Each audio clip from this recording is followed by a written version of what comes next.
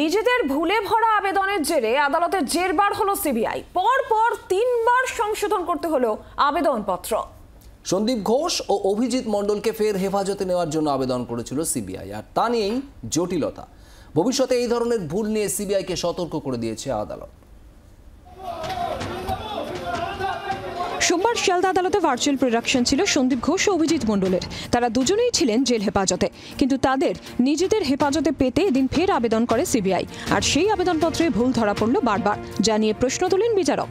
সিবিআইয়ের আবেদনপত্র দেখে বিচারক প্রশ্ন করেন, বিচারক, আপনারা দুটি মোবাইল ফোন ও সিসিটিভি ফুটেজের ফরেন্সিক রিপোর্ট এসে গিয়েছে বলছেন, তার ভিত্তিতে জেরা করার জন্য নিজেদের হেফাজতে চাইছেন, কিন্তু এটা জেলে গিয়েও করা যেতে পারে। সিবিআইয়ের আইনজীবী বলেন, আমরা সেই রিপোর্ট ও ফুটেজ সামনে রেখে দুই অভিযুক্তকে জেরা করতে চাইছি। বিচারকের পাল্টা প্রশ্ন, 161 স্টেটমেন্টস কোথায়? ওরা সহযোগিতা করছেন না, এটা তো কোথাও আবেদনে বলা নেই। জেলে গিয়েও তো জেরা করতে পারেন, সেখানেও যদি সহযোগিতা না করে তাহলে নিজেদের হেফাজতের আবেদন করতে পারেন। এরপরই আবেদনপত্র বদলানোর পরামর্শ দেয় আদালত। কিছুক্ষণ পর জেলে গিয়ে তাদের জেরার আবেদন করে সিবিআই। বিচারক জানতে চান, কেন জেলে গিয়ে জেরা করতে চাইছেন, কোন গ্রাউন্ডে জেরা করতে চাইছে সিবিআই। সিবিআইয়ের আইনজীবী তখন হাতে লিখে আবেদনপত্র সংশোধন করে দেন। এই সময় অভিজিৎ মণ্ডলের আইনজীবী প্রশ্ন তোলেন, কতবার আবেদনপত্র সংশোধন হবে? ওরা বলছেন জেলে গিয়ে জেরা করবেন, কিন্তু আবেদন কি করেছে?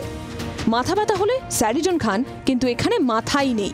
জেল হেফাজতের আবেদন না করে শুধু জেলে গিয়ে জেরা করতে চাইছে। কোনো হেফাজতের আবেদন যখন নেই, তখন তো জামিন পাওয়া উচিত। সিবিআইয়ের আইনজীবী তখন বলেন, উনি তো জেলে আছেন। অভিজিতের আইনজীবী পাল্টা বলেন, জেল হেফাজতের শেষে আজ কোর্ট প্রোডাকশন হয়েছে, তাহলে কিভাবে বলছেন জেল হেফাজতে আছেন ওরা? ওর এফআইআর ধরতে একটু দেরি হয়েছিল, সেই জন্য গ্রেফতার করা হয়। আর সিবিআই তো বারবার আবেদনপত্র সংশোধন করছে। এরপর তৃতীয়বারের জন্য আবেদন সংশোধন করে সিবিআই। দুজনকে আগামী 4 অক্টোবর পর্যন্ত জেল হেফাজতের নির্দেশ দিয়েছে আদালত। সিবিআইকে জেলে গিয়ে জেরার অনুমতি দেওয়া হয়েছে। সন্দীপের নার্কো টেস্ট ও অভিজিতের পলিগ্রাফ টেস্টের জন্য অনুমতি নেওয়া হতে পারে ওই দিন।